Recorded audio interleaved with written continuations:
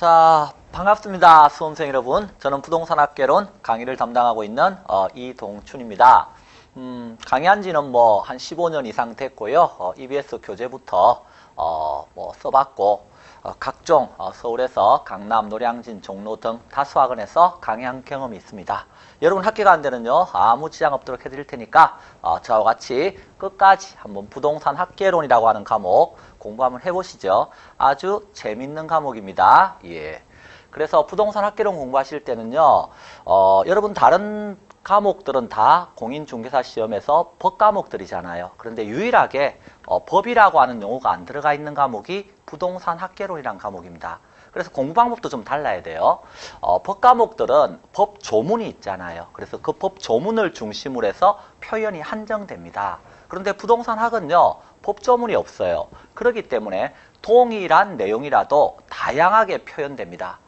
그래서 책에 있는 표현을 암기식으로 공부해서는 절대로 좋은 점수가 나올 수 없어요. 왜? 그 표현은 시험장에 들어가면 다르게 바뀌어 있기 때문에 그렇습니다. 자, 따라서 부동산 학개론에서 우리가 알아야 되는 것은 그 표현이 전하고자 하는 의미를 잘 파악하셔야 됩니다. 그래서 그 의미를 잘 파악해서 시험장에 가서 그 지문을 읽고 그 지문이 의미하는 바를 명확하게 파악할 수 있어야 좋은 점수를 얻을 수 있습니다. 자, 따라서 저는 강의를 할 때 단순하게 암기식 강의는 하지 않습니다. 그래서 철저하게 이해 중심의 강의를 하고요. 전체적 영역 안에서 체계적으로 강의를 할 겁니다. 자, 체계적으로 강의를 한다는 것은 공부를 할 때, 강의를 할 때 앞에서 뒤로 강의를 할 것이고 여러분도 공부도 앞에서 뒤로 공부하셔야 된다는 의미예요. 앞에서 뒤가 뭡니까 했을 때 앞이 뭐냐면 목차입니다. 어떤 분들은 목차가 시험에 안 나온다고 생각하시는 분들이 있는데요. 아닙니다. 목차는 100% 시험에 나옵니다. 왜? 그 목차가 질문인 것입니다. 26회 작년 시험 같은 경우 1번 질문이 부동산학에 대한 설명입니다. 틀린 것 한번 골라보세요 하는 것입니다. 자, 부동산학이 뭐냐를 물어보는 것이죠. 자, 따라서 우리는 구체적인 책에 있는 표현들을 암기하지 않고 그 질문에서 물어본다는 것은 그 묻는 의도가 있단 말이에요. 그 의도를 잘 파악해 접근하면 답은 그 표현 안에서 여러분이 판단력을 바탕으로 해서 찾을 수가 있게 되는 것입니다. 자, 그래서 부동산 학개론 저랑 같이 공부할 때는 이거 책에 있는 거 열심히 줄 쳐가면서 외운다 이런 생각하지 마시고 전체적인 흐름 안에서 그 표현이 전하고자 하는 의미를 자꾸 파악하려고 노력하셔야 됩니다. 그러면 학개론이 참 재밌는 과목이 됩니다. 자, 오늘 우리가 학습해야 될 내용이 부동산 학개론입니다. 자, 부동산학 개론이라고 하는 글자를 딱 써놓고 보니까 여기 학이라고 하는 표현이 보이시죠? 자, 하나의 학문이 만들어지는 것은요, 반드시 해결해야 될 문제가 있기 때문에 학문이 만들어지는 겁니다. 그 문제를 해결하기 위해서. 그럼 부동산학이라는 말에서 알 수 있는 것은 이 부동산과 관련해서 뭐가 있다는 소리예요, 지금. 문제가 있다 이 소리입니다. 문제가 있으니까 이걸 해결하기 위해서 학문이 등장하는 거예요. 그런데 부동산 문제라고 하는 것은 부동산 혼자 생기는 문제가 아니고요. 이 부동산과 인간이 관계를 맺게 되었을 때 발생하는 여러 가지 문제들을 말하는 것입니다. 자, 그러면 여기에서 인간이 부동산을 산다 이런 걸 한번 생각해 보시죠. 살 때 어떤 문제가 있을 수 있습니까? 그러면 여러분 부동산 살 때 등기부는 떼보신다는 거예요. 왜 떼봅니까? 그것은 당연히 이 부동산 관련해서 권리상의 하자 문제 이런 게 있을 수 있으니까 떼보는 거죠. 자, 그러면 이런 권리적인 측면에서 문제가 생길 수 있는데 이런 권리적인 측면을 다 포괄하는 용어가 법률적이다라는 표현이에요. 자, 그리고 또 부동산 살 때 당연히 앞으로 이 부동산의 가격이 올라갈까 내려갈까 이런 거 따져봅니다. 이런 가격적인 측면도 고려를 하죠. 왜? 아파트 샀는데 가격이 하락해서 하우스 푸어 되면 어떡합니까? 그러니까 어때요? 가격적인 면도 당연히 따져보죠. 이런 가격적인 면 이런 걸 다 포괄해서 우리가 경제적이다라고 표현을 하는 겁니다. 또 뭐 부동산 살 때 지형, 지세나 방향이나 위치나 이런 거 다 따져보시죠. 그런 것들이 다 뭐죠? 눈에 보이는 물리적인 측면입니다. 그래서 이런 물리적인 측면에서 문제가 있을 수 있다. 이런 물리적인 측면을 우리가 공간 이용 기법적인 측면이다. 그래서 기술적인 측면이다 라고 표현을 합니다.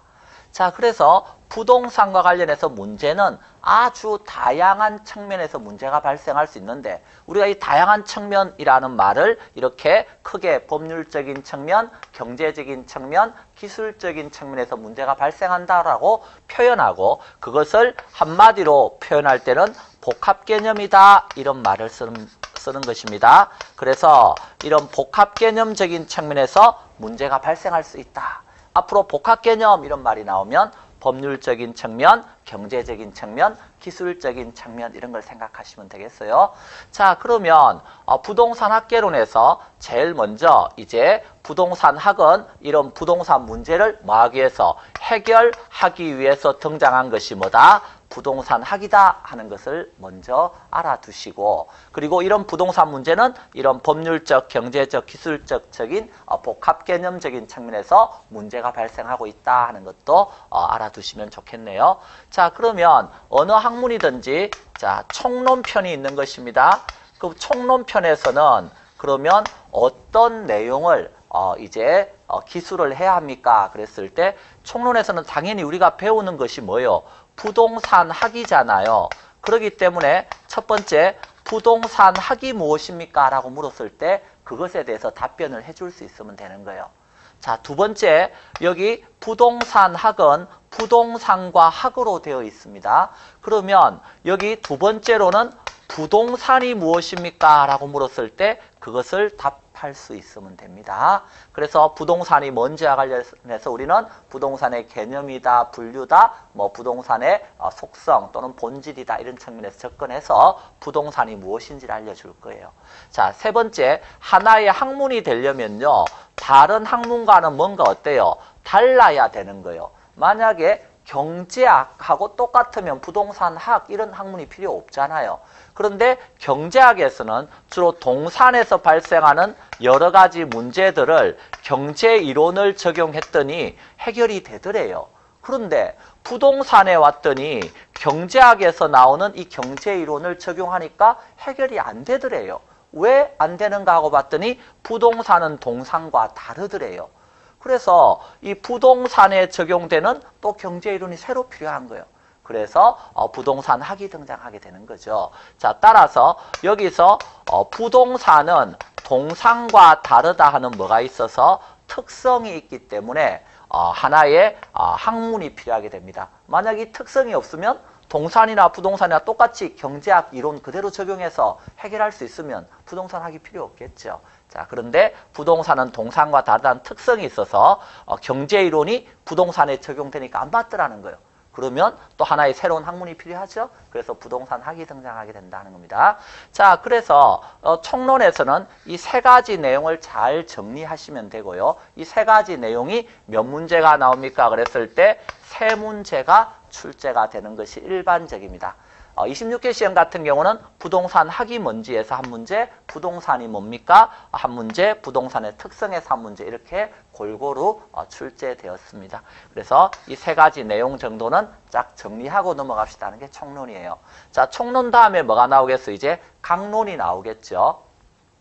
자, 강론이 나오는데 그럼 이 강론은 다 뭐 하는 거예요? 이 부동산 문제를 해결하는 그런 과정들이겠죠. 자, 해결할 때 이런 법률적인 측면의 문제들은 여러분이 공시법 이런 과목 다 배우죠. 공법, 세법 뭐 배웁니다. 그래서 다른 법 과목에서 이런 문제들을 해결하기 위해서 다 배우기 때문에 부동산 학개론에서는 잘 시험에 내지는 않아요. 나오더라도 한 문제 정도 나와요. 그리고 기술적인 측면의 문제들은 기술자 분야죠. 토목공학, 건축공학 뭐하고 안 맞아요? 개괄적으로 논해보는 개론하고는 좀 안 맞죠. 그래서 이쪽도 잘 안 나와요. 그런데 시험은 그러면 부동산 학개론에서는 대표적으로 어떤 측면에 경제적인 측면 관련된 문제들이 많이 나옵니다. 그래서 강론에서 이제 강론에 들어가서 두 번째 배우는 내용이 부동산과 관련된 경제 이론이에요. 경제론. 자, 여기에서 경제적이다라는 말은